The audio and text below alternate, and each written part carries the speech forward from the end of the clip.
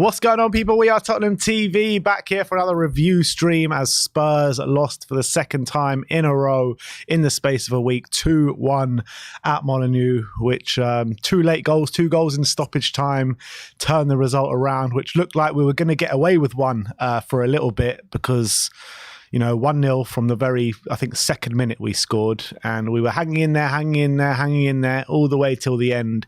And then obviously Wolves got those 2 goals. Unbelievable goal, the first one. Ball comes over the top, amazing touch and amazing volley into the back of the net. But look, I guess we'll start from the beginning in terms of the selection chosen by Ange Postecoglou. I thought, in hindsight after the game, that it was the wrong decision to not play a more creative player like Giovanni Lo Celso in the middle. And I think that showed a little bit in the game as well, where we just had no creativity whatsoever from midfield. And on top of that, the kind of performers which we had to rely on massively yesterday, the ones that have put in consistent displays throughout the whole season, players like Yves Bissouma, Pape Matar, Højbjerg, whenever he's been called upon. The midfield just was nowhere near good enough yesterday, was it? No, definitely not, especially on the ball. And to be fair, they even lost the midfield battle off the ball as well. They weren't even great on that front. But I think if you look at the stats, there was no shots at all from either the midfield three. There was only 1 key pass between the 3 players as well. I think that just tells the story of the lack of quality they had. And to be fair to Wolves, they played obviously a 3 at the back system. They played like a bit of a 3-4-3 /3-5-2 formation, depending, because Bellegarde sometimes out wide, sometimes he's a good player, by the way, that Bellegarde. Yeah, he definitely looked bright throughout the game. And basically what it meant was they suffocated the space in the centre, and because they had these wing backs very advanced forward, which they did in Aït-Nouri and Semedo, they basically were primed to exploit the space that Emerson and Porro were leaving in the fullback positions, especially in transition. What you would notice was Wolves would win the ball very quickly and very quickly go for a switch of play to the opposite fullback, because they knew that that's where the space would be, because the fullbacks like to invert and they tuck in very centrally. And it was Johnson and Kulusevski who were very far out wide, providing the width. And in essence, Johnson and Kulusevski were kind of playing in very similar positions to where Semedo and Aït-Nouri were playing, but because they're the wingers, they had fullbacks to contend with, whereas the wingbacks had a lot more space, so they were getting a lot more joy. So they'll play the ball out wide, the space would be there, and when we were trying to play through the centre, basically Højbjerg, Bissouma and Sarr all wanted a lot more time on the ball than they had, and without basically the quality of Maddison in the centre of the park, they very much struggled to basically control the game in the centre, pass the ball through the lines, and they kept getting caught, and we really struggled to string 2 passes together, albeit right at the beginning of the game. It was a good start to the game, and it was actually a really good team goal. And you're thinking, all right, perfect start, just after the week from hell, pretty much, just what we needed, wasn't it? That start, but unfortunately, it was pretty much the last time we put the last time in the game we put a team move together. Literally, in the second minute was the last time we put a team move together. Lovely little interchange from Porro and Kulusevski. Porro puts a lovely ball into on the money for Brennan Johnson, and he gets in between the space and puts it in the back of the net. But after that, we just reverted into our shells. We couldn't do anything. I was so disappointed with Bissouma throughout the game yesterday. And it seems to be like getting progressively worse since that red card from Luton. We haven't seen those same levels for him from before that red card. I don't know what's going on with him, but he seems to, before that, thrive in the kind of short space and the limited spaces that he was given, being able to operate in those areas and show those driving runs, show that passing ability. He just couldn't do that yesterday, and he was probably the one that disappointed me the most on the pitch yesterday. Yeah, he didn't have a good game. I would say he disappointed me the most, not because he was the worst player, just because we know how good he can be, and he's not reaching anywhere near those levels, in my opinion. And I personally thought he was the worst player for us on the pitch yesterday. I didn't think he was the worst player. I mean, I don't think he was any worse. My point is, I don't think he was any worse than anyone else. I just thought, I think given his high standards he's set for himself this season, it's extremely disappointing the level of performance he's showing at the moment. I don't understand why it's dropped so much since that red card, because he was obviously doing so well before then. And, you know, since then we had the Palace game, we had the Chelsea game, and we've had this one. and all three of them. Obviously, he was suspended for the Palace game, right? No, he played the Palace game. He was suspended for the Fulham game. Oh, right, yeah. Yeah, so we've had those three, and he just hasn't been at the same level. He's been actually brought off early in two of them as well, including yesterday. He just hasn't been at his most, authoritative, confident self for some reason. And I can't really explain why. It's very peculiar. Maybe it's just one of those things, he's going through a bit of bad form. But first 10 games, he was really consistent, playing at a really high level. And at the moment, I don't know whether that red card he's taken a knock to his confidence or something, but something's changed since then, and he needs to shake it off as quickly as possible. Let's be honest, though, it wasn't the greatest game of football, was it? I mean, there was limited chances at both ends. I don't think Vicario had a couple of things to do pretty much until the last minute, but not much. I mean, he was fairly untested, wasn't he, for the majority of the game? And it did remind me a lot of a performance under Antonio Conte, with the wing-backs being pushed back and the passing completely being off and no chances being created and stuff like that. Just a really dull game where you thought we would just get away with it 1-0 and just keep carrying on till the last minute. But those last minute goals do happen. And you got to give credit to the defence, how they stood up for the most part of the game, because I thought they dealt with most of what Wolves thrown at us for the whole game. But it was those last minutes where they just lost their concentration, didn't they? And Eric Dyer lets players get in behind him. Ben Davies just couldn't deal with Sarabia, albeit I don't know who could have dealt with Sarabia in that chance, because it was a world-class goal, a world-class touch and a world-class finish from Sarabia. But I think Ben Davies was brilliant, was our best player throughout. But he was involved in the lapses of concentration right at the end. I thought Davis had an exceptional game, well, before the 90th minute anyway. He was literally near faultless. He was winning every ground duel. He was actually pretty good on the ball as well, making very few mistakes. He was the only defender, really, I felt, playing above his level, really stepping up his game for this one when we needed him. And it looked like it was basically his defensive display was going to get us all 3 points at one point, but unfortunately it played against us in the end. But I thought he was really good. I thought Dyer at times was good, but at times very average as well. He played the ball straight out play for the first goal, which they were able to take a quick throw in, and then he put no pressure on the ball for Cunha as well, who was able to play a really nice dinked ball into the box for Sarabia to score. And Eric Dyer is very close to him. I think if that's Romero, he's getting very tight, very aggressive. He's making it either a crunching challenge. He's making Cunha make a decision quicker. Dyer stands off him and allows him to play that ball into the box. And especially at that point in the game, especially as well, he's just played the ball out of play. That's very, very frustrating.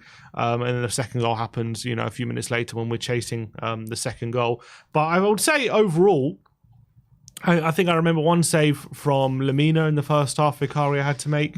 Apart from that, I think Hwang had a chance in the second half which fell to him a bit luckily after a shot deflected into his path, and he probably should have scored. But apart from those two chances, I don't remember too many clear-cut openings. They obviously had most of the good openings in the game were falling to Wolves. But in terms of clear-cut chances where you feel like, they should have scored from that, it was very much few and far between for both sides, but especially Wolves having majority of the shot. I think they had 17 shots in the end, but I can, apart from the goals, I can only remember two real proper clear-cut openings they had. So I think we defended pretty well for a lot of the game. And to be fair as well, what I would say is we were terrible for a lot of the game. But Wolves actually, in a weird way, scored in one of our better moments, because just before Wolves scored, Brennan Johnson had that chance where he took it first time, and that was, he should have done better. Lo Celso had a shot, which we had a break on. So just as we were actually starting to create a few chances, maybe because Wolves were starting to throw a bit more caution to the wind, that was actually our best moment when Wolves were able to find their moment. So I think that's a consequence probably of Bentancur and Lo Celso coming on, and I actually thought the technical level, especially in midfield, gave us a bit more control and it was allowing us to play through them a bit more, and we were actually able to find a few more openings, but we didn't take advantage of them, and then all of a sudden we found ourselves 2-1 down. Look, I think Spurs got exactly what they deserved yesterday with the level of performance on the pitch. They really did. But what you're saying in Giovanni and Bentancur, they added massively when they came on, both of them. I felt Bentancur gave us a real presence in the park, helped us keep the ball a bit more.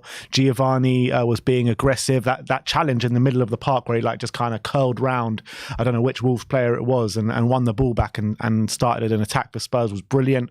He had that chance as well, which was a really good shot, looking like it was going to hit the top corner, but it was a really good save from Sarr. So there were opportunities and moments in that stage of the game, but when you take the whole game in 90 minutes, first of all, it's well clear. It was clear before the game that these injuries were going to be detrimental to us, and you're seeing that on the pitch right now. I think that if Van de Ven and Cuti Romero were playing yesterday, or even just Van de Ven, I don't think that result happens. And I think us playing out from the back and maybe trying to control the game works a lot better, because we missed a lot playing out from the back, and that presence in the midfield and from Maddison and also the control that we have in the games when Cuti and Van de Ven are playing. To be fair, it was actually like, if you think about it, it was actually quite similar to like the Palace performance, wasn't it? Except in the Palace game, in that second half, we put a few really good moves together, took advantage of it, and we had Van de Ven and Romero to make sure we weren't really conceding any good chances.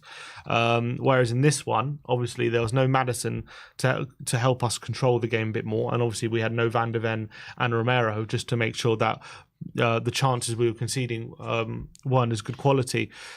So I think it wasn't even that different. But I think what I would say is the problem at the moment with all these injuries coming at the same time is they're just affecting so many different elements of our game. You could handle maybe one of Romero or Van de Ven missing. You could maybe handle one of even with Udogie missing. You can handle maybe one of Maddison missing, but all of them missing together. And then you're not only that, but the replacements in terms of the profile that they offer are just not the same. They're not a similar profile. They're far from like for like. They're two worlds apart, mate. Yeah, exactly. Not just quality, but profile in terms of what kind of player they are. And that makes a big, big difference. But look, Ange, to be fair, throughout the season, he's had problems to deal with. He's done things, for example, right at the start of the season, like he started the season with Richarlison up front, didn't he? So on the left, and he started Ollie Skip in the middle, and then he figured out very quickly. He even started with Emerson at right back, and he figured out fairly quickly that even though we got a decent result at Brentford, he figured out quickly that's got to change, and he's changed up. So yes, I feel like yesterday, maybe in hindsight, I maybe would have picked, probably Lo Celso in the centre. That maybe would have helped, or maybe I don't know what he could have done at centre back, but maybe could have played a Phillips. But I'm not gonna say that was a bad decision. But I would say probably he would have felt like, given how the midfield played, we would needed some more technical presence in there.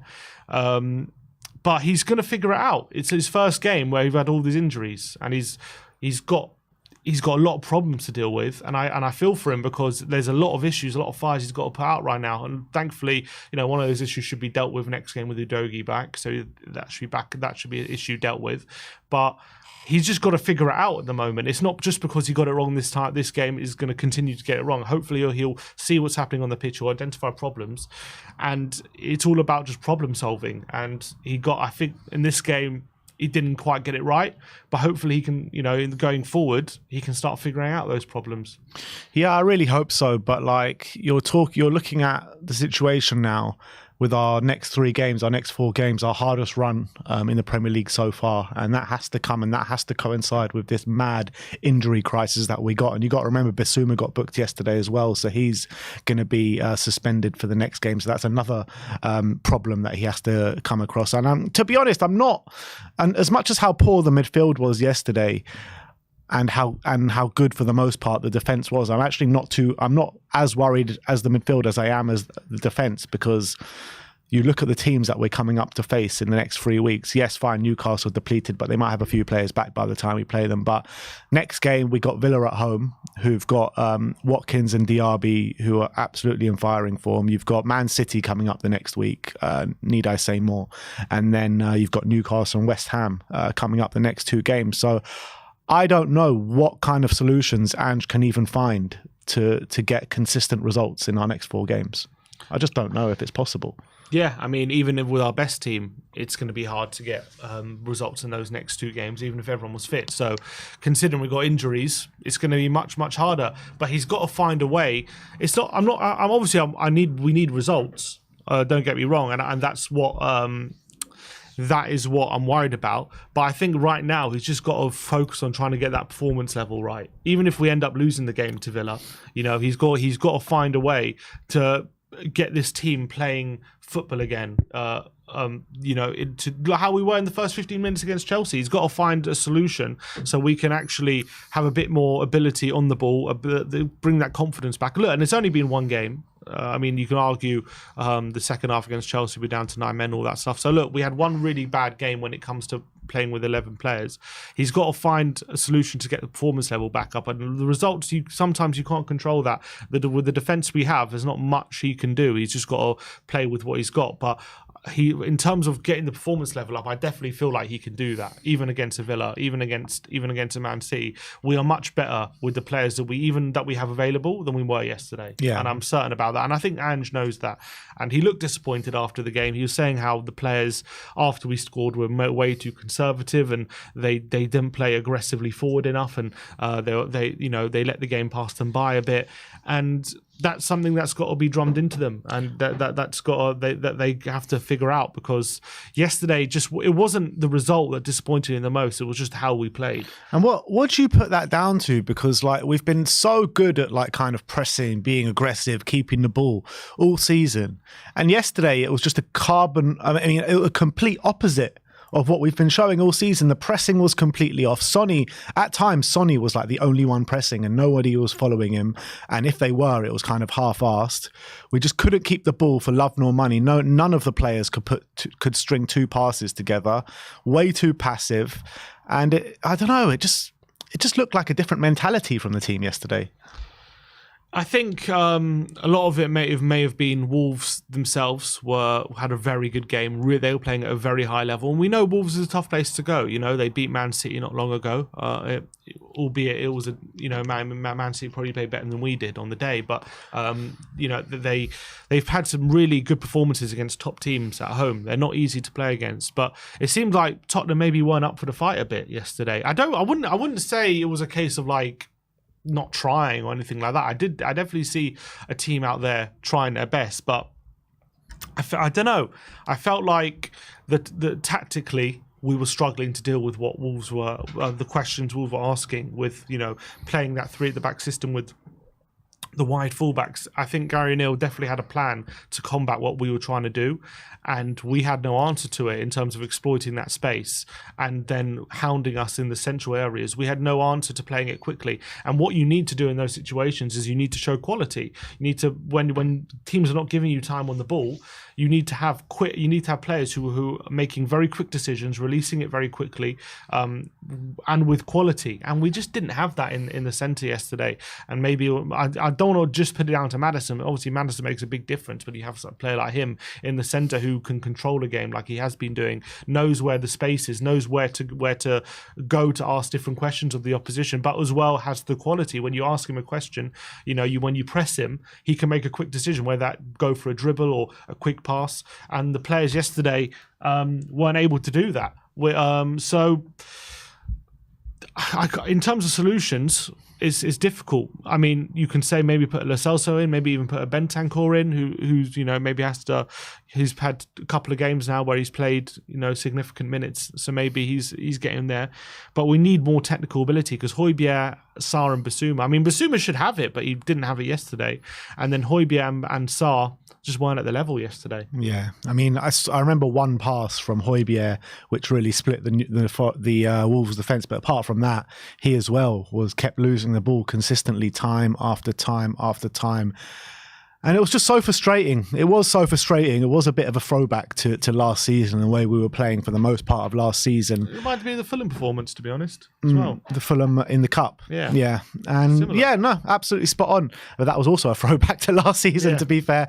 But look, I think it's not all doom and gloom, which we got to say that. I know it's going to be very hard for the next few months with these injuries and suspensions that we have and that we keep getting, especially was so detrimental with Maddison and Van de Ven. But what I would say is that Spurs fans need to stick with it. Keep with the atmosphere, keep with the singing, keep with the positive mentality, because right now even with these injuries and these suspensions, we're in this best spot that we've been in for a very long time.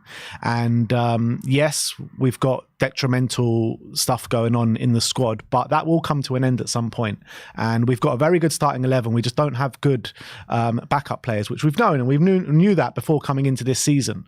So I think everyone said, didn't they? How consistently everyone has said for the first 10 games, we're just a few injuries away. Yeah, and that's where we're at. And that's where we're at right now. It's no surprise, is it? Exactly, and that's where we're at right now. But what I would say is that we need to just keep pounding the positivity on Ange Postecoglou and this team, because that's the only way that we're going to get out of this. And yeah, we might not do exactly what we thought in the last couple of weeks, because a week ago we were top of the league, unbeaten. Things will look like it could be the best thing we've ever seen in a while, and then it's all come crashing down in the space of a week. So I think that we just got to realise as Spurs fans we're on the right path at the moment. I would say it's come crashing down if you really thought we were going to be in a title race. But right now, even if if Liverpool beat Brentford, we go down to 4th. But still, because of this is what I kept saying. I'm not looking at the top 2 or 3. I'm looking at the gap we were building between us and 6th. And right now, Newcastle lost yesterday, so I think that gap remains at 6 points. Thankfully, the fact that we've had such a good start to the season means we've built a bit of a buffer between us and those teams. Obviously, 6 points is 2 games that can be wiped out very quickly, but Newcastle have their own injury problems, and Brighton don't seem to be doing very well at the moment. So, when it comes to a top 5 finish, that even if we do have a bad month or so, and we obviously we don't want to lose every game, but if we can pick up a win or two over the next maybe not the next few games, but over the next month, it might not be the best month, but if we can just keep ticking over a couple of results here and there, hopefully that keeps that buffer for when the players come back, and then we can go again. But right now, if it comes to a top 5 finish, well, that's still very much on, and a bad few games ain't going to change that. Just because, but yes, if you're thinking that we could have done something special and we were actually in a title challenge and all that kind of stuff, then yes, this has definitely been a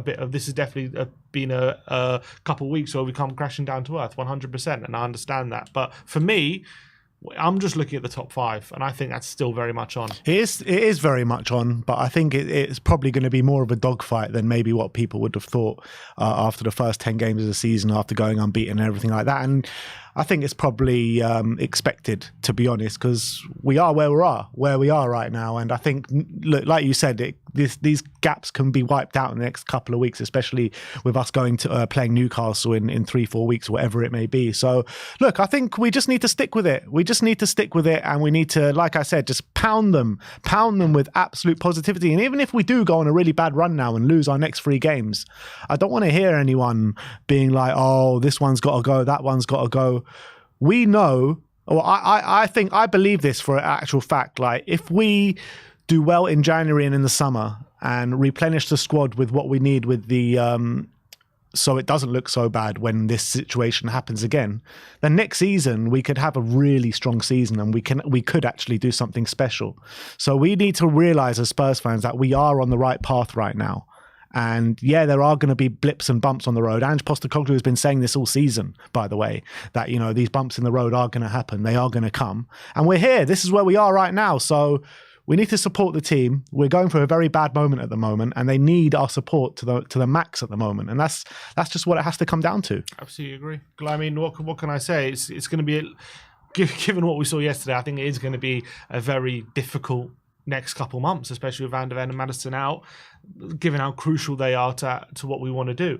So it's going to be very difficult, but we've got to stick with it because we know what Ange is capable of. We've seen it the first 10 games when we've got players who can do the job. We've seen for our own eyes. So the very fact that right now, look, and to be fair, it's only been one game, but the fact that yesterday was so disappointing can't let us just get too downhearted about what we can do this season, because you just got to remember at the beginning of the season everyone was aiming for top 6, and if everyone said if we get top 5 or top 4 that'd be a great season, and that is, even with a bad few games, it's still very much on. Absolutely. So that is your match review for the No, I wouldn't say damaging, but hard to take defeat yesterday when we conceded 2 goals in the last minute to lose to Wolves at Molineux. Let's get into a couple of super chats just before we move on to the player ratings. Andrew Dean says, at Ben, it is the same group of players in the back that disappoints us under Jose, Conte, now Ange. They're just not good enough for Spurs. And yeah, I don't doubt that. I completely agree with what you're saying. They're not good enough, these players, the majority of those players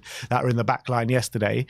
But also what you've got to look at is that it was 3 changed players from our normal starting 4 in the back line. And you're always going to expect a massive drop-off when these players come in. And that's exactly what we saw yesterday.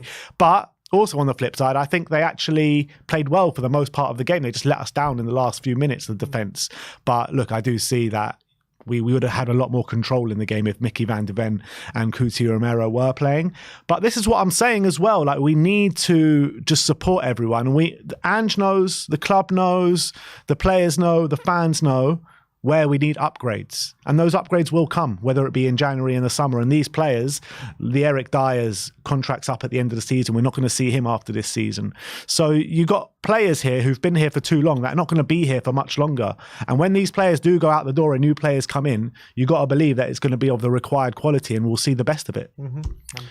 Andrew Din as well with the super chat saying Dyer, Davis, Højbjerg really needs to go and we should bring the right type of players in order to play out the back Ange, in Ange we trust. I mean, Dyer I agree with. Davis I actually think is a fine squad player. I've said that. I've said it consistently, to be honest. I think Ben Davis, he always steps in well when needs to be. He's one of these players that, he doesn't command a starting spot every single week. And these players as well, he's always available, Ben Davis. And I think that's a bit underrated. So, I don't know. I wouldn't be upset if Ben Davis was to go at the end of the season, but I could see the value of him sticking around as well, just as a squad player. Yeah, he had a great game yesterday, let's be honest. And Pierre, we all know the situation with Pierre at the moment. He wants to leave because he's not getting consistent game time, which is fair enough.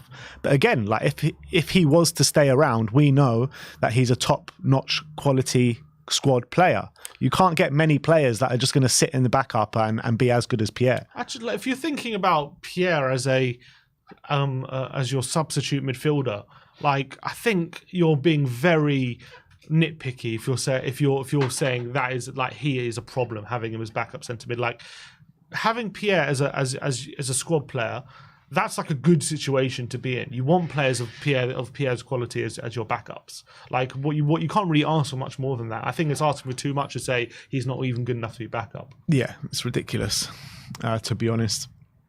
But look, let's get in. Thank you for those super chats, by the way. But let's get into the player ratings. Let's start off with Vicario. Sim gives him a 7. I gave him a 6. In my opinion, I think he had a fairly quiet day, to be honest. I do think everything that he was asked to do, he did to a fairly good standard. The couple of saves, 1 or 2 saves that he had to make during the game. And obviously, when we conceded the 2 goals at the end, I think that was more to do with the defence falling asleep than actually Vicario. So I'm not going to mark him too much down on that. But the only reason I gave him a 6 and not a 7 is just because it was a really quiet day for him. Yeah, made a couple of solid saves. One really good save I felt from Lemina in the first half where he tips it wide of the post. Apart from that, didn't have too many didn't have to exert himself too much, but I thought everything he had to do, he did pretty well. I thought he was playing out from the back pretty quickly, but I felt like the other players were letting him down a bit. So I thought he himself had a decent game. So yeah, didn't mark him down. Next up, we're going to look at Pedro Porro, the only survivor of the back line so far this season, and 7s all round for Pedro, and I think he had a really strong game. The energy levels were so high from Pedro Porro yesterday. You can see him trying to do like 2-man's job at some time. He was a tireless task getting up and down that right-hand side of the pitch, and he was putting himself about aggressively, and defensively, I thought he stood up for the team massively yesterday, so I was happy with Pedro's performance yesterday. Yeah, and obviously he got a really good assist as well for the goal. Really good ball across the face to Johnson. Really nice goal there. And I thought Porro, I think overall he was probably one of our better players on the day, albeit I did feel at times he struggled against Aït-Nouri. I thought Aït-Nouri had the beating of him on a couple of occasions, especially down that side. But I thought when it comes to on-the-ball quality, he was definitely accomplished, and I thought he was aggressive as well. I don't think it was his best game, but I thought he was probably one of our better players on the day. Yeah, let's move on to Eric Dyer. Sim gives him a 6. I gave him a 5. In terms of Eric, I think he was all right for the most part of the game. I thought he was defending well throughout until the last minute where he did fall asleep a couple of times. And there were a couple of dodgy moments in there from Dyer playing out the back. But look, I think it's expected with Eric Dyer at this point on. And look, I'm disappointed that he did fall asleep towards the end of the game, and it really was detrimental to us. But I do also kind of see that he performed well and he put a massive shift in for the team for the most part. But he's just not good enough. That's just the facts of the matter. That's the reality. And I think this was Dyer playing a decent level for him, but still just, the amount of times I saw like Cunha turn him when he's like trying to press him, when Romero, we know, would have got a lot closer, and Cunha just break into the space. Dyer just playing the ball out of play unnecessarily, unforced errors. Very, very frustrating, especially that led to the first goal as well. He also put no pressure on the ball. But I have to say, for the 90 minutes or so, by and large, he was pretty solid. He didn't let too much get past him. He wasn't making too many mistakes. But at the end of the day, Eric Dyer's lack of quality cost him at the end of the day. And even him playing at a good level just isn't good enough, to be honest, for what we want to do. And I think it showed yesterday. And this isn't even a front line where... I mean, it's a good front line. I mean, it's decent. Cunha, Hwang, Bellegarde sometimes. But, he's going to have a much tougher tests going forward. And it's worrying considering at times he was, struggling to cope in this one. Yeah, sad state of affairs because we're going to have to see him a lot more in the coming weeks. But let's go on to Ben Davis. Sim gives him an 8. I gave him a 7. I thought he was our best player on the day by far. Well, I would say him and Porro were our best 2 players on the day, but specifically Davis, he was so aggressive, winning his duels, helping the team get up the pitch. I thought his ball playing ability was probably the best out of everyone on the team, to be honest. And yeah, he might have had his hand in the goal, but I think it was very hard to judge him on that. Who's the one that scored? I can't remember his name. Sarabia's goal, yeah. That touch and that volley. I mean, it's hard to defend against if you're the best defender, to be honest. But I felt Ben Davis was really good throughout, to be honest. I have not too many complaints about him. I thought he was exceptional. Even with if you take the goals into account, I thought he had such an amazing game. He probably would have been more like a 9 or a 10 if we hadn't conceded. He was that good. It was just a shame near the end we let the lead slip, but I thought he was actually the leader at the back. He was standing up for the team. He was making really good clearances. I think he blocked 5 shots on the day, which is more than anyone else on the pitch. There was a few times where the ball was played across the face of goal, and he was the one making some really great challenges. And I actually thought when it came to playing out the back, he was showing a bit of quality when it came to driving the ball forward, passing it in, finding a man, passing it, not playing out of play like Dyer was. So I have to say, really happy with Ben Davis. Really promising performance, but again, he's going to have tougher tests. But at least I thought like he passed the test really well, and Dyer didn't really do it. Yeah. Moving on to Emerson. 5s all round from Emerson, and he frustrated me massively yesterday, to be honest. Kept losing the ball time and time again, kept trying silly things, didn't impact anything in defensively or going forward. And I felt like he was another one that fell asleep right at the end when Wolves did score those 2 goals. So disappointing for me. Yeah, him at left back again. Defensively, I mean, even defensively, he wasn't great. He obviously got booked right at the end that first half with a really poor challenge. But I thought by and large, defensively, he was okay. I thought Tomato didn't have too much joy, although he did get a bit of joy throughout the game. I don't think he got too much. But on the ball, again, he's just so severely lacking. There was that one moment at the end of the first half where Son plays him pretty much through on goal, and he just refuses to take a shot on his left foot, and he ends up, forcing his way back to the corner flag, and then we're all of a sudden forced to go all the way back to our goalkeeper. I just think he's just nowhere near good enough on the ball for what we're trying to do, and playing the ball quickly. I thought he did a few nice dribbles, to be fair. And I remember there was one time he played a nice through ball. I think it was to Brennan. I think that was in that first half. But the quality is just few and far between. And the sooner we get a Dogi back in that position, the better. Yeah, which looks like it will be next game, luckily. But let's move on to Pape Matar Sarr. 6s all round for Pape. He was the one that actually, I think he started the move for the goal that we did score with a really nice ball. But apart from that, I thought like he kind of just vanished out the game a little bit, to be honest. I didn't really notice him too much. Yeah, he was running around and putting a lot of effort in, but there wasn't really too much quality apart from that one pass where he did to start the move when we did score. So he got taken off on the hour mark for Bentancur, and I felt Bentancur just provided that a lot more of a presence in midfield than he did. Yeah, he was probably unlucky to be the one to be taken off, to be fair, because I don't think he was the worst of the three in terms of like how sloppy they were in possession and stuff. But I don't think he had a great game himself, to be fair. And I felt he was lacking in quality on the ball. Off the ball, he was okay, but I feel it was just a very average performance from Pape. Yeah. Let's move on to Yves Bissouma. 4s all round from us. And yeah, it was the worst performance from Bissouma this season by some distance. Everything that you associate with Bissouma and what you've seen this season, we just didn't see anything similar to that, to be honest. You associate it with him, close control, being hard to get the ball off, driving runs through the middle of the park, passing ability, and we just didn't see any of that. Every time he got the ball, he got hounded out. He couldn't seem to hold on to the ball for love nor money. His passing, every time he tried to pass the ball, it seemed to go back to a Wolves player. And it was just a really, really disappointing display from Bissouma and something very uncharacteristic from what we've seen this season. Yeah, he was poor. To be fair, got rightly taken off, and he was slipping on the ball as well. Him and Højbjerg both slipped on the ball in the first half, which really put us in trouble. That confidence that we associated with Bissouma for a lot of the first part of the season just seems devoid at the moment. He doesn't seem to have it. He doesn't seem to be taking people on in the same way that he was. Off the ball, I still think no. You know what? Off the ball, he also wasn't the same level. He also. I don't think it was as much of a drop off the ball as it was on the ball, but it's still a big drop off as well, off the ball as well.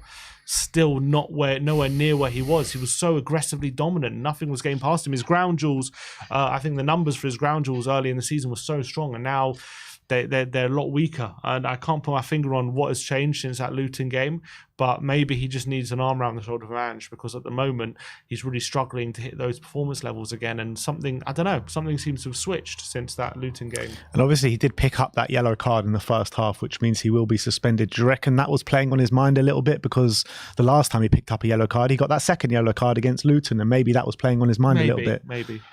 That's the only thing I can think of, literally. But let's move on to Pierre-Emile Højbjerg. Sim gives him a 4. I gave him a 5. On reflection, 4 is probably more fair for Højbjerg, because I was really frustrated with him on the day. Again, similar to Bissouma, every time he seemed to make a pass, it was just going back to Wolves. There was one really nice pass which fed Brennan Johnson in behind, I think it was. But apart from that, the quality was severely lacking from Højbjerg, and the drop off from having Maddison to him is just it's just the most crazy drop off. It really is. It's very similar to the drop off in quality in terms of creative to defensive than what we saw with having Eric Dyer there to Coutinho Romero, Eric Dyer there to Mickey van de Ven. That's literally what it felt like on the pitch yesterday. And he's another one who failed to track his runners at the end of the game, which helped Wolves get those 2 goals at the end. Yeah, and I think the worst side of it is that first goal. You just see Højbjerg like putting his hands up, letting the ball go, and then it falls to Sarabia, obviously goes and scores. That's very frustrating. It was one of those very frustrating performances from Højbjerg where he's very sloppy, and he's just trying to make quick passes, but I feel like he's just not good when he's asked to do that. Even last season, when he's got time and space, like pick passes out, he can be very effective. But when he's in tight spaces and he's asked to play quick passes into feet, and like try to play quickly with quality, a lot of the time he can be found lacking. And yesterday was definitely one of those occasions. And he was playing the ball out of play very sloppily. He was his passing was really bad. Even playing out the back in dangerous areas, he gave the ball away in poor areas as well.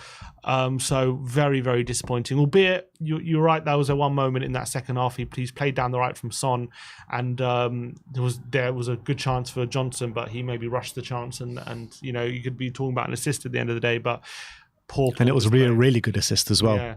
But let's move on to the front line. Let's go to Decky. Sim gives him a 5. I gave him a 6. It was a bit of a frustrating display from Decky, a bit of a frustrating afternoon for him as well, because the service and the lack of play in the front line from Spurs was so evident. We were hardly there pretty much for the whole game, and he just kept dropping deeper and deeper and deeper in search of the ball. It wasn't for the want of trying, because I thought he was putting an effort in massively. He had a really good link-up play with Porro in the first few minutes for the goal of that really nice back heel. He was the one that fed Lo Celso as well when he had that chance. So actually, the two moments of quality that we did see and maybe that we could have scored, he was involved in both of them. But apart from that, I mean, he didn't really do much. Yeah, and he did have a few opportunities, to be fair, where he squared up with his fullback to try and create something. And again, lacking confidence and quality to really be effective in those situations. Obviously, he did brilliant for the goal, really good back heel to Porro, and that opened up the space. But unfortunately, those moments in this game were very few and far between. And there were a couple of occasions as well where he's played into space and he was just lacking that pace to get away from his defender, and it ends up with a chance gone. But obviously, he did set up Lo Celso as well quite early on for a decent opportunity. So there were some good moments, but ultimately frustrating for Kulusevski. Moving on to Heung-min Son. Sim gives him a 4. I gave him a 5. An extremely frustrating day for Sonny, unfortunately. I felt like we just did not provide him with any service whatsoever throughout the whole of those 90 minutes. Literally, he had pretty much no service. Nothing. The few times that we did get him the ball, I did feel like he did play a number of really nice touches, one-time touches to find the pass, but for the most part, the ball was just bouncing off him, to be honest, and he couldn't make it stick, really. Not much quality or anything coming from Sonny in terms of danger or providing danger to Wolves. And for me, what upset me the most, not upset me, but disappointed me the most from Sonny was his hold-up play or his build-up play. Like every time the ball was fired into him, he was passing it straight to a Wolves player. It was really, really disappointing. And now something that has been really improving for me during the season. But yesterday, it was very much off, albeit give him credit where credit's due. In the second half, there were a couple of occasions where he played really good first-time passes into Højbjerg and Kulusevski, which sets up decent chances. That's what I was talking about, yeah. But I think overall, it was very disappointing, especially that first half. The ball was fired into him. Just bouncing off him, wasn't it? Yeah, bouncing off him was a severe lack of quality. And then he had the one chance he had pretty much throughout the whole game in the second half to shoot. And the shot he got blocked, and that was his only chance gone. So I think he was shackled, unfortunately. Yeah. And last of the starting 11, Brennan Johnson. Sim gives him a 6. I gave him a 5. Obviously gets his first goal for the club, which is great. Really nice run and to find the space and finish in the first few minutes. And you're thinking, all right, Spurs are going to go on and do something good here. But we just didn't. I did feel like he was making some nice runs and maybe could have got another goal, but I also felt that he was tiring as the game wore on. But that might be just the circumstance of his lack of game time and injuries that he's had in previous weeks. So I think Brennan did add something to the game and obviously got the goal and could have got another one, but it was still too few and far between. Yeah, I felt like he was always a threat, but he was more of a threat definitely when he was running in behind rather than getting the ball to feet. I felt like when the ball was played to him to feet, he really struggled to kind of take on his man or be really direct in that way. But when we had the ball in the midfield area and he's running in behind, on a few occasions he did cause trouble, and that's where he looked at his most dangerous. So, and obviously he did get the goal, really good run to the near post when from Pedro Porro cross. So definitely he had his elements of danger, and in the second half obviously had that moment where he probably should have done a bit better, a bit more composure and tried to score instead of taking it first time outside the box. But I felt like he was threatening, but again wasn't enough.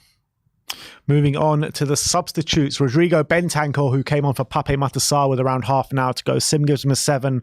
I gave him a 6. And as soon as he came on, you could see he added that presence in midfield. We were able to keep the ball a bit better. We had our best moment in the game after he come on. And to come in after an ACL and just look like probably our best player on the pitch, apart from Ben Davies, I thought a really big testament to him. And he's going to be massive for us in these next 3 or 4 games, because he's got real quality to him, and he's the only one that came on in that middle of the park that you're thinking, all right, we can keep the ball now. Yeah, and he did that. Yeah, albeit there were a couple of occasions where he was also a bit gave the ball away a bit too easily, but I thought by and large definitely an upwards in quality when he came on, and it was just we were a lot more calmer in possession, and it actually probably led to one of our better moments in the game where we had a bit more control of it, albeit it did precede the moment where Wolves did score 2 late goals. But I did think that was probably our better moment of the game when him and Lo Celso on, which we'll talk about in a moment. So decent cameo from him, albeit I don't think it was exceptional, but it was better than what we had on the pitch before. Yeah. Moving on to Giovanni Lo Celso. Sim gives him a 7. I gave him a 6. Did provide some attacking impetus for us. Had a really nice shot, which Jose Hazard was equal to. But not only that, he was coming deep, trying to knit things together in the midfield, being aggressive, winning the ball back. One really nice challenge in the middle of the park where he kind of just like slid and curled his body round and then sprayed the ball forward to start us off on an attack. But I still feel like he could have done more, to be honest, Lo Celso, but it was kind of trying to do it on his own at times yesterday. I thought it was one of his better cameos of what we've seen this season, a bit more similar to what we were seeing maybe in pre-season, but yeah, it still wasn't maybe what we need, but definitely a bit more quality on the ball, a bit more forward thinking, a bit more playing the ball forward, and smart usage of space rather than what we were seeing before. And again, nearly got the second goal with a nice effort, and that would have killed the game off. And again, him being on the pitch led to a bit of a better period for us when it comes to having that ability to control the game and a bit more quality on the ball, but didn't lead to that second goal, and in the end it was frustrating. Yeah. And last but not least in the playing staff, Bryan Gil, who came on yesterday, 5s all round for him. And, at that time in the game, we really needed to close that game off. We really needed to show some quality in the front line and really trouble Wolves. And unfortunately, Bryan Gil didn't do that yesterday. I thought like he came on and he was just a bit anonymous, to be honest. There were a couple of times he was getting on the ball, but he was getting muscled off it. He was getting dispossessed quite easily, to be honest. And just there was a real lack of quality from Bryan Gil yesterday, I thought. Yeah, I agree. It was a bit weak. Wasn't able to take anyone on. Didn't really provide any sort of threat. It wasn't a bit of an anonymous cameo from Gil. Yeah. And let's move on to Big Ange Postecoglou, the lowest rating that we're going to give him so far this season. Hopefully the lowest rating that we will give him this season. And that is 5s all round. In my opinion, I felt like he got the team selection wrong. I don't have too many complaints about the defence because it is what it is, but I did feel like we needed creative body in the middle of the park there. And with Højbjerg, with Bissouma and with Pape Matar Sarr in the middle of the park, there was just little to no creativity whatsoever. And that showed out in the game with the amount of chances that we did create through the game. Look, he can't warrant for Bissouma having an off day like he completely did yesterday, but he couldn't find the solutions to go and close off the game yesterday, and it was a very disjointed performance, and unfortunately the buck has to stop with the manager. Yes, the changes that he did make did provide positive impact for us with Giovanni and Bentancur coming on with half an hour to go, but ultimately we lost the game, and it was deserved victory for Wolves, so you got to put that down on Ange. Yeah, I think obviously hindsight is 20/20, as they say, but we did say it before the game as well. Yeah, we wanted Lo Celso starting, and I think that probably tells a story in terms of when we came on. He was probably our best moment of the game, so we probably should have. I think in hindsight, he would have looked at that and thought there wasn't enough quality in the middle. The players he was asking to play quickly just didn't provide enough quality to play through the lines quickly enough. There wasn't enough intensity in our passing. So he did change it. It did benefit us, but it didn't benefit us enough to give us enough control where it was where we were ever likely to see out the game. And look, I feel for him because the injuries are going against us, but unfortunately it was a very poor display overall, and he never really corrected it to a stage where we were playing well. We played better, but even then we weren't playing well. So that has to stop with him. Yeah. All right. Well, that is our player ratings. Let me know in the comment section below what ratings did you give the players yesterday. But let's move on to the 5 takeaways and see what 5 things we did take from the 2-1 defeat at Molineux yesterday. And the first one is brilliant Ben. Well, if I do say so myself. Exactly. Ben's player ratings are absolutely... No, I'm joking. I have to say, Ben Davies was absolutely phenomenal yesterday, in my opinion. Playing at centre-back as well in a back two, which is a position, in my opinion, that he hasn't played that many times, usually playing in a back three. But the numbers, I think, say it for themselves in terms of how good he was. 5 out of 5 ground duels won, completed 4 out of 5 long passes, 3 clearances, 5 block shots, 2 interceptions, 3 tackles, and had a 94% passing accuracy as well. Really stepped up in the role when we were, with the defenders who were missing. Still, even at his best, I still obviously not at the level of the players who are missing, but I think he overperformed what we usually see from him in that position. So really, really good from Davies. Yeah, I was impressed with him yesterday, but I'm still worried massively over the next 3 or 4 games how we're going to survive with the likes of Davis, Dyer in the back line, really, to be honest. And look, I've always said that I rate Ben Davies in terms of a squad player, but it's when you have to start him week in, week out is where the problems arise. I think he can step in for one game here, one game there and do it, but it's over the long stretch of time, which, we're really going to come unstuck with Ben Davies. And look, we did come unstuck yesterday, but I think that was more down to the other defensive players than Ben. So you got to give him credit for the performance that he did put in yesterday, but still worrying times ahead. Yeah. Let's go to the second takeaway, and that is attacking struggles. Yeah, and yesterday, obviously, it's no a secret how we really struggled to get the ball forward and struggled to make a dent in Wolves' defence and puts 2 passes together. And the stats really speak for themselves in terms of how much we struggled. It was our lowest tally of the season for shot creating actions, shots, touches in the opposition penalty area, and our lowest XG as well. And what was our XG yesterday? I think 0.7. Bloody hell. Said yesterday. And to make matters even worse, we had more shots with 9 men against Chelsea than we did yesterday. I think that stat probably goes to show how much we struggled to impact the game, especially in an offensive part. Yeah, and it was so frustrating to see, because the one thing that you've really associated with Spurs so far this season, the ability to create chances, the ability to win the ball high up the pitch and score goals, and we just didn't see anything similar to that yesterday. And look, we scored in the first minute, and you thought, all right, we're in for a big win here, but it just didn't materialize in that way. And Wolves are the deserved winners, and our attacking line, no creativity from the midfield, which was a big part, and also the lack of pressing and the lack of individual quality from the front line as well was not evident at all. So massive lack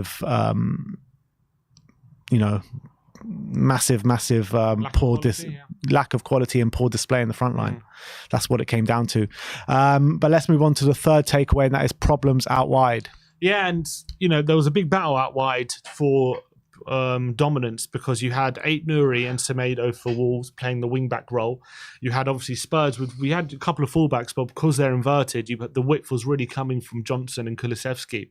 And when you're in those roles and you're out wide and you need to dominate those duels, a lot of it comes down to how good you are on your one-on-one duels, taking people on, your dribbling ability.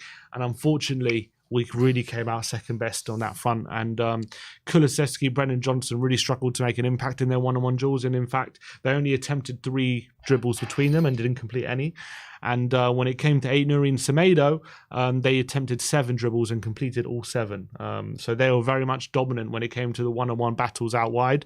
And that gave them a lot more dominance when they were switching the play and gave them a lot more attacking impetus. And that was a big reason why we struggled to dominate out wide. Yeah, and we didn't really give them anything to worry about, to be honest. I thought Kulusevski, look, he had a few moments of quality in terms of his passing ability, but his dribbling ability and ball carrying ability wasn't there for anyone to see. Same with Brennan Johnson. Brennan Johnson, he's going to find the space when he's running in behind, and he can't run in behind because no one's going to find him because Maddison ain't there, and there's no kind of creativity from the midfield. So it's like those cog machines, right? If one cog is out, if 2 cogs out, the whole thing becomes disjointed, and that's exactly what we saw yesterday, in my opinion.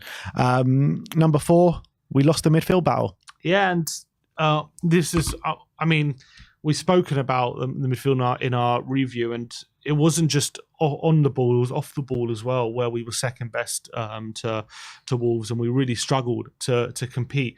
Or if you're looking at the side off the ball, out of 27 ground duels between Sarr, Højbjerg and Bissouma, they only won 10 of them. So very much coming off second best. And then you're looking at how we performed when it comes to offensively between the three of them, and 0 shots taken between any of them. Only 1 key pass between the 3 players as well, which was from Pierre-Emile Højbjerg. So we really did struggle to... the midfield really did struggle to create. And look, they were missing Maddison massively, because I can guarantee you those numbers would be different if Maddison was in the midfield. So I think off the ball and on the ball, they lost it to a very aggressive and sharp midfield of Wolves. So I think Lemina, João Gomez and Bellegarde. And none of the 3 midfielders in the team played to anywhere near the standards that any of them have been playing at all season. Højbjerg has come in and played really well every time he's been asked to, apart from the cup game.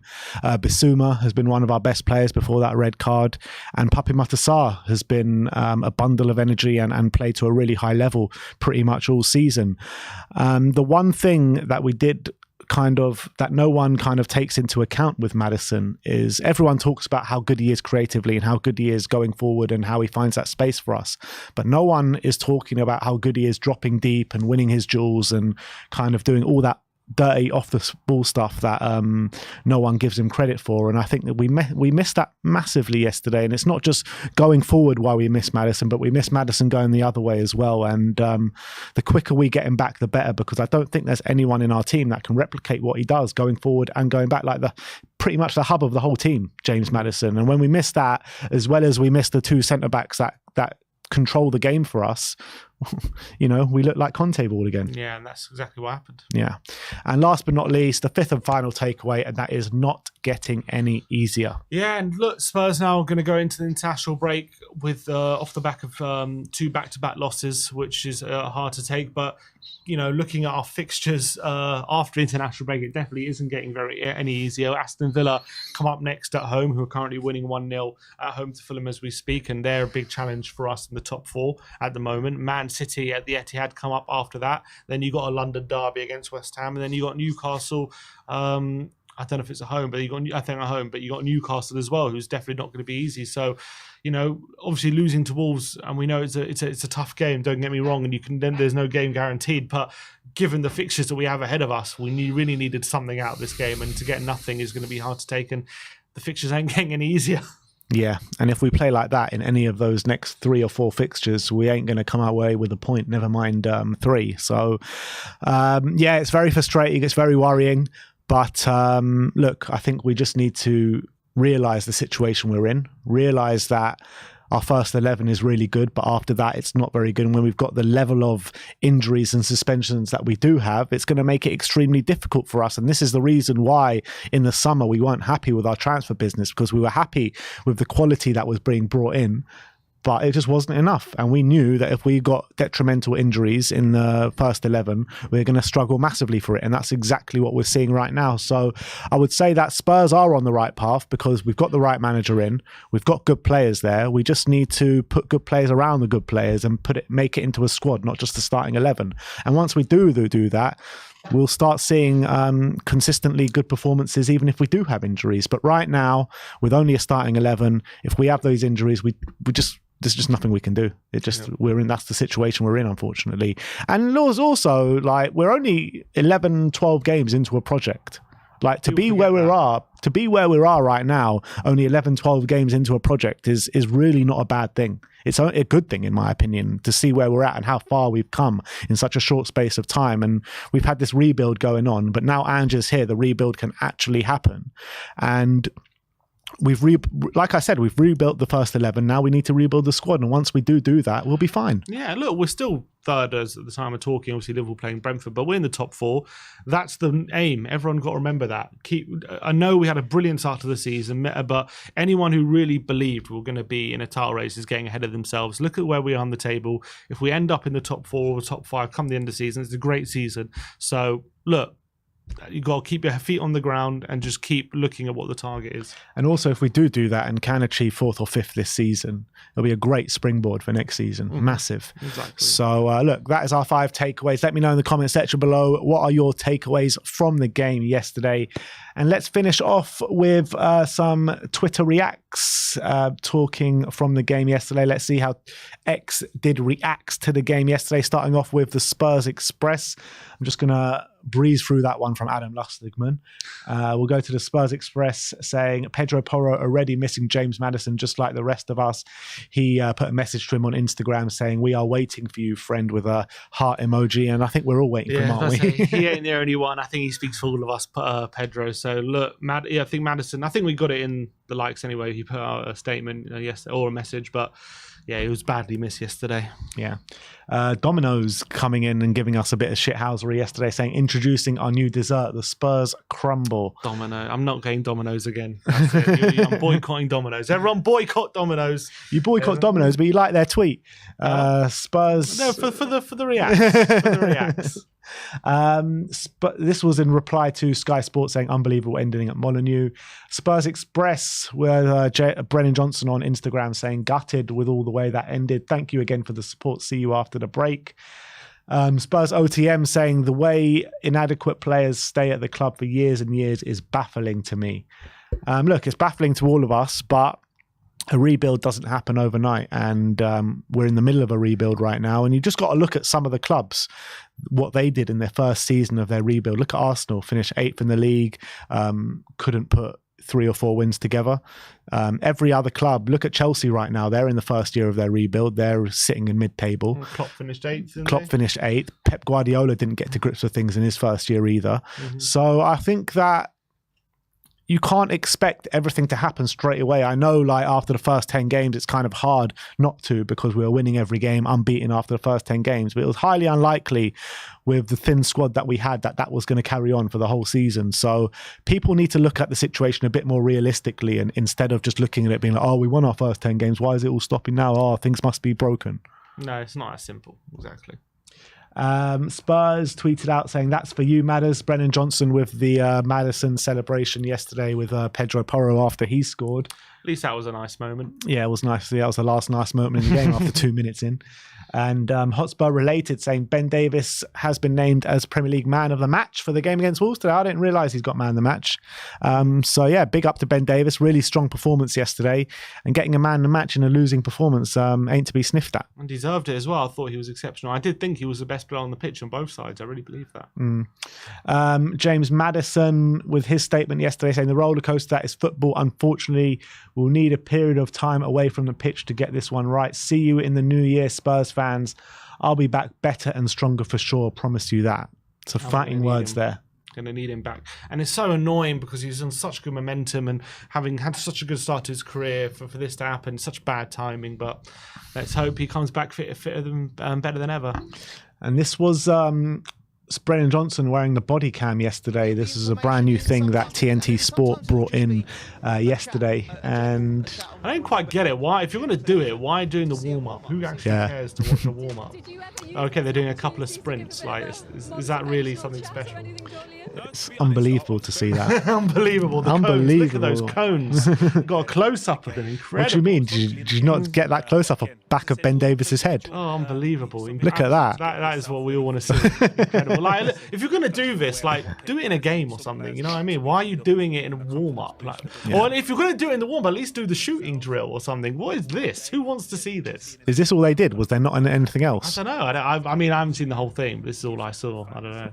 Yeah, because I think he did have it on him during the whole warm up. So I don't know. I obviously were at the game, so we didn't get to see it. But yeah, it's pretty pointless, to be honest. Sky Sports Premier League saying when it rains it pours, back-to-back losses in the same week after an unbeaten start, and it's just all a bit too Spursy at the moment, isn't it? Yeah, and that's hopefully Ange isn't going to look depressed like that for too many times, but that's him in the rain. There you go. Doesn't look great. Alex THFC saying, how many points will Spurs get out of their next 4 games? Villa at home, Man City away, West Ham at home, and Newcastle at home. We did this game before in the last international. Yeah, and we're already out because we both said a win against Wolves.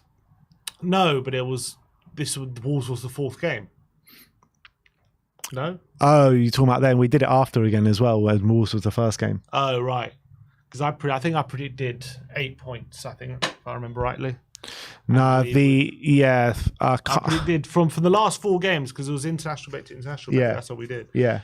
I think I predicted 8. And how many did we end up with? 6. 6. I think I did 10 or something. 10 points. Yeah. This I'm going to predict. I'm going to say... I'm going to say 4. 4. Where's the win coming? I reckon we'll beat West Ham. Beat West Ham. I'm not so sure, man. I don't even want to give a prediction to what we got. I think it's going to be like 2 or something. 2. Yeah. 2 points. Wow. Very depressing. So gone from 10 points to 2. Yeah. THFC report with a crying emoji saying Heung-min Son and Ange Postecoglou looking depressed walking off the pitch yesterday. It's always bad looking when Son is upset. Yeah. I like to see that. Lily White Lab saying deserved lost. Attitude was awful from when we scored the goal. Lack of urgency, care and thought in possession. The exaggeration on the timeline is crazy though. Give Ange time to reshape this squad and we won't feel injuries like these as badly. As Bissouma needs to wake up. He's been shit for weeks. He's way better than this. And that's pretty much what we've been alluding to pretty much all stream. Where, you know, we need to give Ange this time to replenish the squad. We need to give Ange this time. From the first 10 games alone, he deserves the time. Never mind him being a new manager here. 100%. And it's always going to be a major job, a major rebuild. And I know, I think people got themselves into a full sense of security given how well we're doing the first 10 games, but it was never going to last the whole season. Anyone who was paying attention could tell you that. Tottenham putting that tweet out, I'm guessing that was just after the goal yesterday, but it's that first Tottenham goal feeling for Brennan Johnson yesterday. Look how happy he looked and how things were about to change. But look, it's easy to forget that Brennan Johnson did get his first goal for Tottenham yesterday, so good to remember that at least. It's good to remember it, but it's just hard to remember it when it comes in a loss, unfortunately. THFC Cho says, Korean keyboard warriors working overtime on Craig Dawson. I see. Because he was very heavy-handed, wasn't he, on Son? He always is. Not on Son, but just in general. No, but he was on Son specifically. I think there was one where he clawed him in the face and brought him down, and there was one where he stamped on his stomach as well. Oh, yeah. I didn't remember that, He should have been sent off. So, do you think it was a sending off? I haven't seen it back, but people who have watching it live said it should have been a sending off. So I'm not surprised that the Korean fans are standing up for Sonny. Vicario on Instagram says, not what we wanted. We keep working together. Come on, you Spurs. And he's definitely one that just hasn't kind of dropped in performance levels or anything like that. He has actually been unbelievable every single game, hasn't he? Yeah, and I thought he had another top performance yesterday. And just, again, he's really standing up for the team. And this was Vicario in the tunnel cam, it looks like. I don't know if this was a half time. I believe so. Just before coming out of the game, Vicario giving words of wisdom to Eric Dyer. Look, get tighter, be more aggressive. And I think that's obviously, if you look at the first goal we conceded, that might have been our undoing. And it's quite a sight to see. Like, Vicario is the one that's been there for 10, 11 games, however many, 12 games it is now. And Dyer's been there for the last 5 years, and it's Vicario trying to give Dyer words of wisdom instead of Dyer, the supposed leader, trying to G up the rest of the team. Well, I think that says more about the character of Vicario, if anything. Because he's really taken up that role, hasn't he, ever since he's come in. And this was the one that we were talking about before, the Dawson smack on the face to Heung-min Son. Yeah, I mean, how is this not given a foul? Look at that. That's ridiculous. He actually slaps him with both hands. Yeah, 2 slaps. Double slap. Absolutely ridiculous that didn't. But I think there was also another one which I don't know if we have a clip of, but yeah, that look, I'm not surprised the Koreans aren't happy with him. Yeah, the Spurs fans in general shouldn't be happy with him as well, not just the Koreans. But Pedro Porro says we'll keep fighting at Spurs official, and he was one that really showed his energy and his mentality yesterday with the way he kept trying to G up the fans. He always puts in 100%, always non-stop running and always putting in those full-blooded challenges. So he definitely was trying yesterday, that's for sure. Yeah, full of passion, but unfortunately wasn't enough to get us anything. Barty saying the Bermuda Triangle of Death. Dyer, Davis, and Pierre-Emile Højbjerg. No one, no system, no tactic can navigate through that phenomenon. The Bermuda Triangle is where managers come to and disappear. That's where that triangle comes. I think that is it. Maybe is that it? Maybe not. Yeah, that is it. That is it. That is it. All right. Well, that is the way Twitter did react to the game yesterday. That does bring an end to our stream. Unfortunately, we did lose 2-1 to Wolves yesterday at Molineux. But thank you everyone for joining us today. We'll be back very soon with some more Spurs content for you guys today. Go check out our website as well, WeAreTottenhamTV.co.uk. Some brand new articles going up there every single day. And if you want to put your comment, leave your best comments in the comment section of the website and we'll react to the best ones in an upcoming episode. But thank you everyone for joining us today. Like, subscribe and comment. And as always, come on you Spurs.